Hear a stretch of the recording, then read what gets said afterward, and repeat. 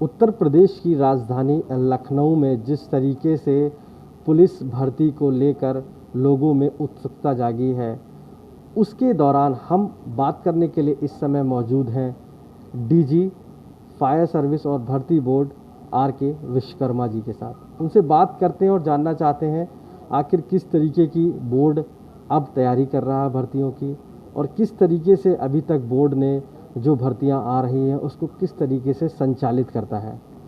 Sir, स्वागत है आपका आज तक पे।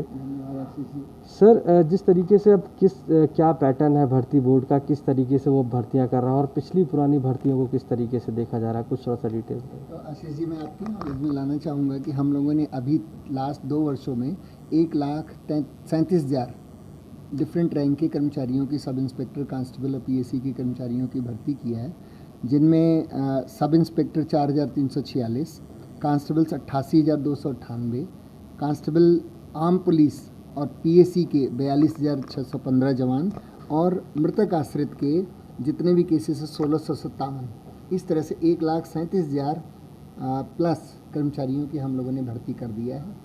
लेटेस्ट हमारी भर्ती 49,000 प्लस कांस्टेबल्स की थी, जिसमें अभी उनकी हम तैयारी कर रहे हैं उनको ट्रेनिंग पे भेजने की, क्योंकि पुराना जो 42,000 का लॉट था वो क्लियर हो गया हमारा, और उसके पहले हम लोगों ने 32,000 की भर्ती की थी, वो भी क्लियर हो गई, ट्रेनिंग कंप्लीट हो गई। अब हमारे ट्रेनिंग सेंटर खाली हो गए, तो हम लोग इस 49,000 में, थोड़ा सा कोविड की प्रॉब्लम हो रही है ट्रेनिंग सेंटर्स में, तो हम लोगों ने जो कोऑर्डिनेशन किया डीजी ट्रेनिंग साहब से, सुजानवीर सिंह साहब से, तो उन्होंने 12,000 कर्मचारियों को फर्स्ट लॉट में लेने का डिसीजन लिया है। तो हमने 12,000 कर्मचारी जो मेरिट पे, टॉप मेरिट पे हैं, क्योंकि अगर हम मेरिट से नहीं भेजेंगे तो बाद में इनके सीनियरिटी डिस्प्यूट हो जाएंगे, तो हमने टॉप मेरिट से 12,000 कर्मचारियों की जितनी बायोडाटा है, उनके रिकॉर्ड्स हैं, हाइट के रिकॉर्ड्स हैं, मेडिकल के रिकॉर्ड्स हैं, वो सारी फाइलें हमने इलेक्ट्रॉनिक स्कैन कर लिया, और सारी की सारी फाइलें 1-2 दिन के अंदर डीजी ऑफिस में ट्रांसमिट हो रही हैं, और वहाँ से डायरेक्टली मेल के थ्रू उनके ज़िलों को चली जाएगी, और ये बच्चे जो हैं वहीं अपने होम डिस्ट्रिक्ट में रिपोर्ट करेंगे, और होम डिस्ट्रिक्ट में एक बार इनका पुलिस वेरिफिकेशन हो जाएगा, अपॉइंटमेंट लेटर जारी हो जाएगा, तो फिर उसके बाद में वो ट्रेनिंग सेंटर में मूव कर जाएंगे। तो 49,000 प्लस में 12,000 बच्चे जा रहे हैं, तो मैं समझता हूँ कि अगली बार चूँकि कोविड की प्रॉब्लम नहीं होगी, तो हमारी जो ट्रेनिंग कैपेसिटी इनटेक है करीब 21-22,000 है, वो अगले लॉट में काफ़ी ज़्यादा बच्चे चले जाएंगे। तो एक बच्चों में बहुत सारी उत्सुकता रहती है, तो इसलिए मैं आपकी नॉलेज बढ़ाऊँगा। सर, लगता है कि ये बड़ी इस बार से भर्ती है, चूँकि और प्रदेशों की भी नज़र है, लोग जितने भी अभ्यर्थी हैं वो भी उत्सुक हैं, इनसे प्रॉफिट बेनिफिट रहेगा।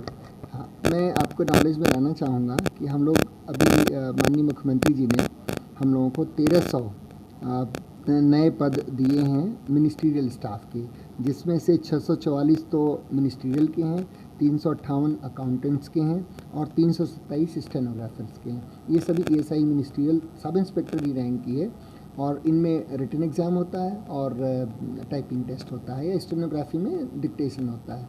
तो हमने ये प्लान किया हुआ है कि अभी हम ऑलरेडी टेंडर प्रक्रिया चालू कर दी है, और अभी अगर इसी माह तक के एंड तक हम टेंडर फाइनलाइज कर लेंगे। बच्चों को सितंबर और अक्टूबर में अप्लाई करने का टाइम दे देंगे, 1-1.25 महीने बच्चे अप्लाई कर लेंगे। बच्चे, इसलिए मैं कहना चाहूँगा सितंबर अक्टूबर में ज़रूर बच्चे बोर्ड की साइट पर देखते रहें, जिससे कि वो अप्लाई कर सकें। और हमने प्लान किया हुआ है, सब कुछ ठीक ठाक हो जाएगा मैं समझता हूँ दिसंबर में, तो हम दिसंबर में बच्चों का एग्ज़ाम, रिटन एग्ज़ाम ले लेंगे, और रिटन एग्ज़ाम के बाद में जनवरी एंड या मैक्सिमम फरवरी में हम इनकी टाइपिंग टेस्ट ले लेंगे, और 100% 31 मार्च के पहले करंट फाइनेंशियल ईयर में ये सारी पोस्टें हम भर देंगे। दूसरा, हम आपकी नॉलेज में और लाना चाहेंगे कि माननीय मुख्यमंत्री जी ने 6,130 पहले पद हमको दिए, जिसमें सब सिविल पुलिस के सब इंस्पेक्टर के पद हैं 5,623, फायर सर्विस के पोस्ट हैं 23, और पीएसी के 444, इस तरह से 6,130 पोस्ट है। अभी कल ही माननीय मुख्यमंत्री जी ने अप्रूव कर दिया, हमारे पास आ भी गया कम्युनिकेशन, इन पोस्टों की संख्या बढ़ा के 9,494, यानी 9,500 सब इंस्पेक्टर्स की भर्ती होगी। सब इंस्पेक्टर, पीएसी और पीएसी प्लाटून कमांडर, और फायर सर्विस में FSSO रैंक की। और अगर आप कंपेयर करें दूसरे स्टेट से, तो मैं समझता हूँ दूसरे स्टेट 5,000-6,000 कांस्टेबल की भर्ती करते हैं। यूपी पुलिस इस करंट वित्तीय वर्ष में 9,494 यानी 9,500 सब इंस्पेक्टर की भर्ती कर रही है। तो मैं समझता हूँ कि 10 लाख के करीब लगभग एप्लीकेशन आएंगी। जो भी बच्चे इच्छुक हों, मेहनती हैं, उनको मेहनत अभी से स्टार्ट कर देनी चाहिए। हमने टेंडर की प्रक्रिया ऑलरेडी स्टार्ट कर दिया है, वेबसाइट पर हमारे टेंडर है।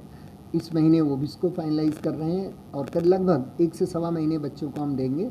इसलिए सितंबर और अक्टूबर के महीने में जो भी बच्चे हमारे तैयारी करना चाह रहे हैं वो अप्लाई कर लें और दिसंबर के एंड तक इस एग्ज़ाम को भी हम कंप्लीट करवाएंगे। हो सकता है मिनिस्ट्रियल और सब इंस्पेक्टर का कुछ ही इंटरवल पर दोनों एग्ज़ाम करवा दें और उसके बाद सब इंस्पेक्टर में दौड़ होती है, तो हम क्योंकि समर सीज़न में दौड़ नहीं करवा सकते, इसलिए हमको फरवरी में दौड़ करवानी पड़ती है। तो अगर दिसंबर और जनवरी के बिगनिंग हम रिटन एग्ज़ाम करवा लेंगे तो फरवरी में 100% हम दौड़ करवा लेंगे और इनका भी रिज़ल्ट 31 मार्च के पहले जारी हो जाएगा।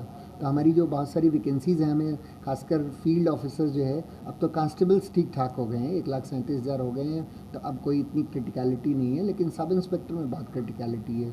सब इंस्पेक्टर्स हमारे आईओज इन्वेस्टिगेटिंग ऑफिसर्स हैं, उससे ट्रायल सफ़र होता है, हर तरह का काम सफ़र होता है जो विवेचना का काम है। तो हमने प्लान किया हुआ कि इस वर्ष 100% में 9,000 जो 500 वैकेंसीज़ हैं इनको अवश्य भर देंगे। सर बहुत अच्छी बात है सर। जिस तरीके से देखा गया है कि जो बच्चों में और भी कुछ क्यूरियोसिटी रही, उत्सुकता रही है और काफ़ी कुछ बच्चे पूछना चाहते हैं, जैसे 2011 में उप निरीक्षक भर्ती और 2013 में सिपाही भर्ती के माननीय हाई कोर्ट और सुप्रीम कोर्ट के आदेशों के बाद बोर्ड पर कई बार वेटिंग लिस्ट लगा चुका है, पर इस बार क्यों नहीं उसका? देखिए, जहाँ तक वेटिंग लिस्ट की बात है, शासनादेश है कि यहाँ पर कोई वेटिंग लिस्ट नहीं बनेगी।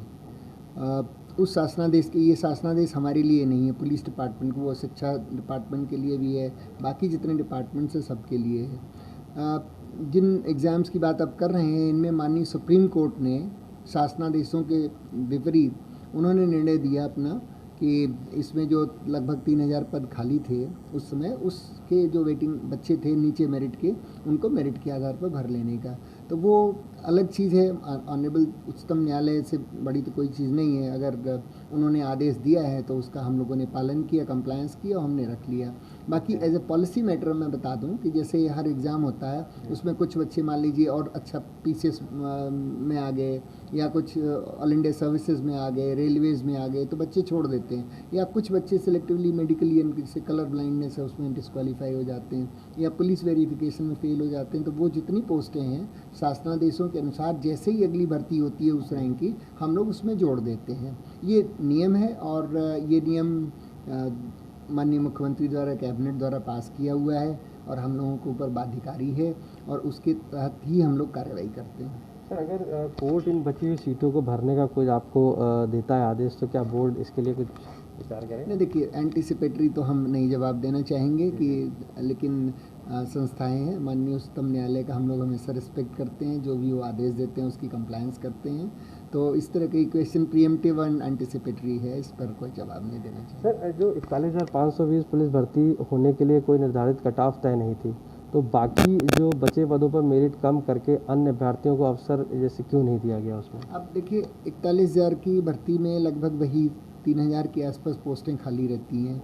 अब बच्चों की कामना रहती है कि हम उसी मेरिट में नीचे हैं, चूँकि हम जब भी मेरिट रिज़ल्ट जारी कर रहे हैं, जो बच्चे सिलेक्ट हुए हैं उनका भी रिज़ल्ट दे रहे हैं डिसेंडिंग ऑर्डर में, और जो किसी अनसिलेक्ट रह गए मेरिट में नीचे होने की वजह से उनका भी रिज़ल्ट दे रहे हैं। तो उन बच्चों में क्यूरियोसिटी रहती है कि वो पोस्टें खाली रह गई तो हमको नीचे से क्यों नहीं बोर्ड ले रहा है। लेकिन मैं ये बताना चाहूँगा कि किसी समय ऑनरेबल सुप्रीम कोर्ट ने डायरेक्शन दिया था स्टेट्स को कि कोई वेटिंग लिस्ट ना बनाई जाए। उसी के तहत स्टेट गवर्नमेंट ने जीओ जारी किया और हम लोगों को प्रोहिबिट किया हुआ वेटिंग लिस्ट बनाने के लिए। तो मैं समझता हूँ माननीय मुख्यमंत्री जी ने पहले ही, आप देखिए, इतनी सारी पोस्टें रिलीज़ की, 1,37,000, 9,500 सब इंस्पेक्टर की किया हुआ, 1,300 आपका प्लस मिनिस्ट्रियल की किया हुआ। मैं आपको बताना भूल गया, जेल वार्डन का एग्ज़ाम हम करवाने वाले हैं। जेल वार्डन, माउंटेड पुलिस और फायर सर्विस का, तीनों मिला के करीब 5,500 पोस्टें हैं, उसका भी हम दिसंबर के आसपास एग्ज़ाम करवाएंगे। तो बहुत सारी पोस्टें रिलीज़ कर रखी हैं और बच्चे मेहनत करें, कहीं ना कहीं मेहनती बच्चों का कहीं ना कहीं एडजस्टमेंट हो ही जाता है। सर, ऐसा भी माना जाता है कि बिना मेडिकल कराए 13,924 अभ्यर्थियों को बाहर का रास्ता दिखा गया था।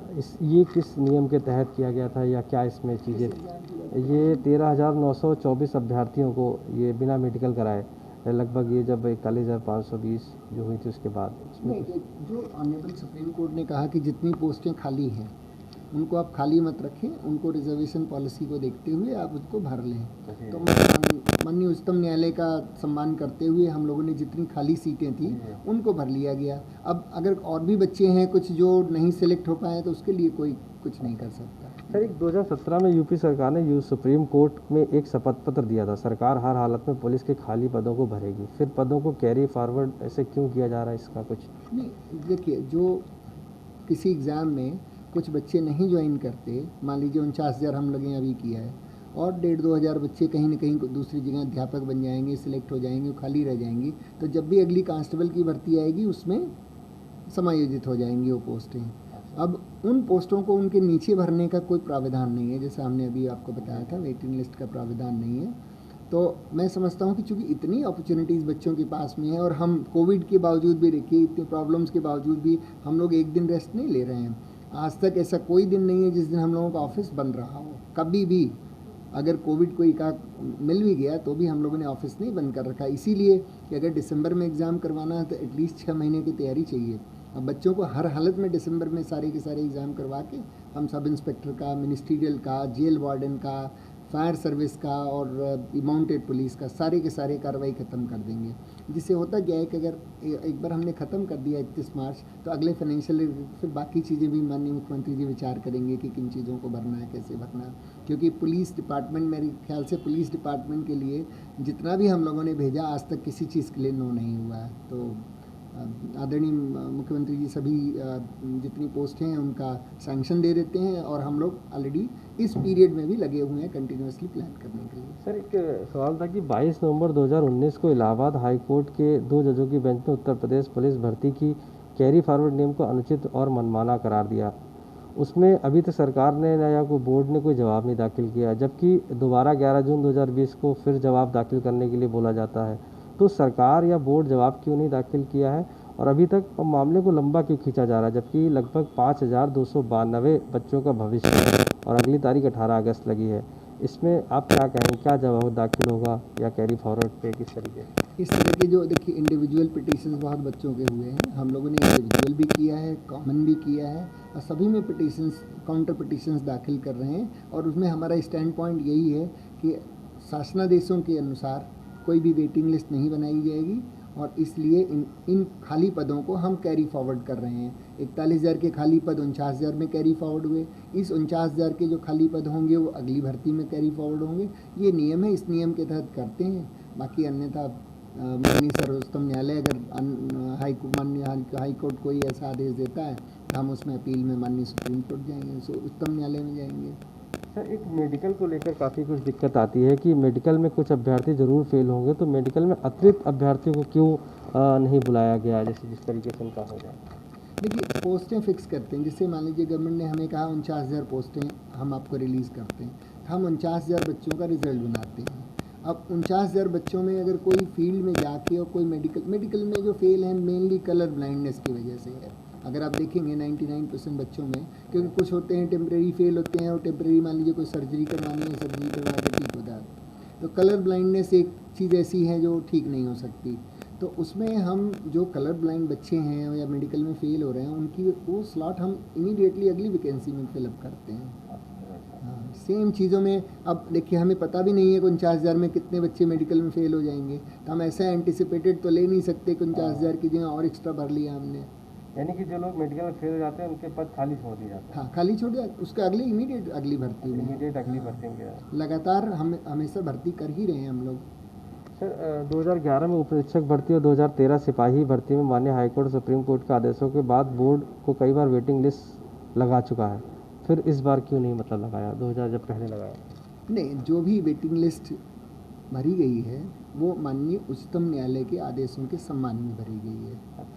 माननीय उच्चतम न्यायालय ने अगर कोई चीज़ कहा और शासनादेशों के विपरीत है, फिर भी हम लोग प्रपोजल बना के माननीय मुख्यमंत्री जी के पास भेजते हैं, उन्होंने सारा अप्रूव कर दिया तो हम लोगों ने उसको फिलअप कर लिया। अन्यथा अदरवाइज़ रूटीन कोर्स में जो शासनादेश है हम लोग उसी के तहत कार्रवाई करते हैं। ओके, यानी कि अगर कोर्ट कोई आदेश करता है किसी तरीके का वेटिंग का, तब आप उसको फॉलो कर सकते हैं? अब वो माननीय उच्चतम न्यायालय है, माननीय उच्चतम न्यायालय से तो बड़ी कोई न्यायालय नहीं है। इस देश के संविधान के सर एक चीज थी कि 232 होमगार्ड सीटों को जो रिजल्ट निरस्त किया गया था वो पुनः संशोधित परिणाम जारी क्यों नहीं किया गया, जबकि बोर्ड के पास पर्याप्त संख्या में अभ्यर्थी उपलब्ध थे। ये होमगार्ड की है 232 होमगार्ड की सीटों पर। अब तो देखिए home guard, freedom fighter, ex serviceman, अभी 49,000 की भर्ती हुई है, सभी में सीटें खाली रह गई। हमारे पास सफिशिएंट उत्तर प्रदेश में होमगार्ड, एक्स सर्विसमैन और फ्रीडम फाइटर नहीं मिल रहे हैं। उसकी जगह हम लोग जो भी सीटें खाली हैं उनको हम सामान्य अभ्यर्थियों से भर लेते हैं, अच्छा है ना। तो अब कोई ऐसी सभी में खाली है नहीं, बल्कि फ्रीडम फाइटर तो बहुत ही कम बच्चे हैं। Next to next generation, third generation को गवर्नमेंट ने अलाउ किया हुआ है। जो फ्रीडम फाइटर उनके बच्चे, फिर उसके बाद उनके बच्चे अब नहीं मिल रहे हैं, अब बहुत ही कम मिल रहे हैं। आप समझ लें, मुझे एग्जैक्ट नंबर तो याद नहीं, जैसे 400 होमगार्ड हैं तो उनकी जगह 40 मिलते हैं। फ्रीडम फाइटर अगर 500 पोस्टें उनके लिए रिजर्व हैं तो 5 या 7 या 10 मिल रहे हैं। इसी तरह से बहुत कम संख्या में मिल रहे हैं। तो जो हमारी बाकी गैप है वो हम लोग सामान्य अभ्यर्थियों से भर ले रहे हैं, उसमें कोई दिक्कत नहीं। सर आपने इससे बताया कि अगर कोर्ट आदेश करता है कैरी फॉरवर्ड का तो हम करेंगे, वो तो माननीय उच्च न्यायालय। जिससे 2017 में यूपी सरकार ने सुप्रीम कोर्ट में एक शपथ पत्र दिया था कि सरकार हर हालत में पुलिस के खाली पदों को भरेगी, फिर पदों की कैरी फॉरवर्ड अभी क्यों किया जा रहा है? क्या वो उसी समय के लिए था या नहीं? ये तो सक्सेसिव है। देखिए, अगर मान लीजिए पोस्टें काफ़ी खाली हैं, आप सडनली एक साथ भर लेंगे तो आप ट्रेनिंग कैसे करवाएंगे? नंबर एक, ट्रेनिंग कैपेसिटी लिमिटेड है। सडनली आप ट्रेनिंग एक्सपैंड नहीं कर सकते। बैरक्स बनाना है, लैंड लेना है, तमाम सारी चीज़ें रहती हैं, ट्रेनिंग चाहिए उसके लिए। और दूसरी प्रॉब्लम होती है, देखिए अगर एक साथ भर लेंगे तो सीनियरिटी, प्रमोशंस के बहुत बड़े इशूज़ हो जाएंगे। अब एक आदमी से एडिशनल एसपी रिटायर हो रहा है, दूसरा आदमी सब इंस्पेक्टर रिटायर हो रहा है, इसलिए स्लॉट में भरा जाता है कि हाँ, अगर मान लीजिए हमारे पास 15,000 20,000 पोस्टें हैं तो हम उसको 2-3 लॉट में भर लेंगे, जिससे कि कोई एचआर इशूज़ ना हो। अदरवाइज सीनियरिटी, प्रमोशंस के इतने इशूज़ डिपार्टमेंट में 20-25 साल बाद हो जाएंगे कि उसमें बहुत कॉम्प्लिकेशंस एंड प्रॉब्लम्स होती है। लेकिन हम लोग, आप देखें, कोई भी डिपार्टमेंट ऐसा नहीं होगा जितना पुलिस ने भर्ती के, मेरे ख्याल रेलवेज़ ने भी नहीं किया हुआ। तो इस बार हम लोग पुलिस में इंश्योर कर रहे हैं ऑनेस्टी के साथ, ईमानदारी के साथ, 100% बच्चे आएँ। 100% कहीं कोई सिफारिश करवाने की ज़रूरत नहीं है। सिफारिश करवा रहे हैं वो अपना टाइम वेस्ट कर रहे हैं। अपनी पढ़ाई करें, तैयारी करें, और ये दरवाज़ा उनके लिए हमेशा खुला है, किसी समय आ सकते हैं। कोई तकलीफ़ हो, दिक्कत हो, अभी आएँ। कोरोना संक्रमण काल में स्वागत है उनका, आएँ, कोई दिक्कत नहीं है। यहाँ उनकी बात सुनी जाएगी और जो भी वाजिब होगा, जो भी शासनादेशों के तहत है, उस तरह के तहत हम लोग कार्रवाई करेंगे। सर एक आखिरी सवाल है कि इससे पहले भर्तियों में 1.25 गुना या 1.5 गुना अभ्यर्थियों को मेडिकल के लिए बुलाया जाता था, फिर इस बार ऐसा क्यों नहीं हो रहा है? नहीं, ऐसा नहीं। जितनी पोस्टें हैं उतने का परिणाम रिजल्ट जारी होता है और उसी के बाद मेडिकल के लिए बुलाएं। देखिए, पहले एक था जिसमें कि मेडिकल का सीक्वेंस पहले था, अभी मेडिकल का सीक्वेंस लास्ट में है। पुराने 2009 के आसपास की भर्तियों में पहले फर्स्ट मेडिकल था, उसके बाद में फिर डॉक्यूमेंट एग्जामिनेशन था, उसके बाद में फिर उन्होंने रिटर्न लिया था।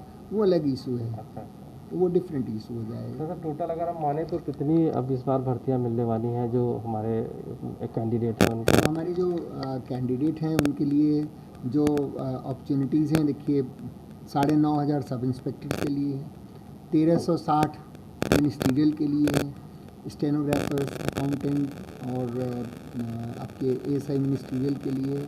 अभी हम एग्ज़ाम करवाने वाले हैं लगभग 6,000, वो भी दिसंबर में हमने प्लान किया हुआ है। फायर सर्विस की है, जेल डिपार्टमेंट की है और घोड़ा पुलिस की है, माउंटेड पुलिस की है। और ये चीज़ें हमारी पाइपलाइन में ऑलरेडी हमारे पास गवर्नमेंट से रिक्वेशन आ रखा है, अप्रूवल है, और उसको हम लोग कार्रवाई कर रहे हैं। लगभग 16,000 तक। जी जी, थैंक यू। बहुत बहुत धन्यवाद आशीष जी। तो ये हमारे साथ थे डीजी फायर एंड भर्ती बोर्ड के आर.के. विश्वकर्मा जी। साफ तौर से मानना है कि जिस तरीके से यूपी सरकार तकरीबन 16,000 भर्तियां लाने जा रही हैं और जो नए युवा हैं, जो कैंडिडेट हैं, जो पुलिस में भर्ती का सपना लेकर आ रहे हैं, उनके लिए बहुत बड़ा मौका उत्तर प्रदेश की सरकार दे रही है।